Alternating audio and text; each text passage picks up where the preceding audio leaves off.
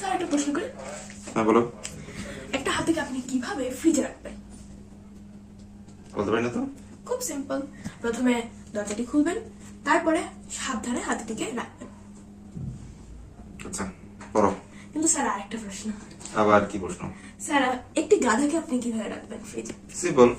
ফ্রিজটা খুলবো, গাদাটাকে রাখবো, ফ্রিজ আটকে দেবো। হয়নি স্যার। কেন? স্যার হাতিটিকে আগে বের করতে হবে, তারপরে গাধাটিকে রাখতে হবে। তুমি আমার সাথে দুষ্টামি করতেছো? পড়াশোনা না, করো। না স্যার, আরেকটা প্রশ্ন। আবার কি প্রশ্ন? বনের সকল পশু পাখি সিংহ মামার জন্মদিনে গেল, হুম, কিন্তু একজন ছাড়া বাকি সকলে গেল, সে একজনটাকে। খুব সম্ভবত বাঘ হবে, কারণ বাঘের সাথে সিংহ মামার সম্পর্কটা ভালো না। হয়নি স্যার। আবার হয়নি কেন? কি হয়েছে? কারণ গাধা হবে, কারণ গাধাটি কিন্তু ফ্রিজেই আছে। ওফ, ও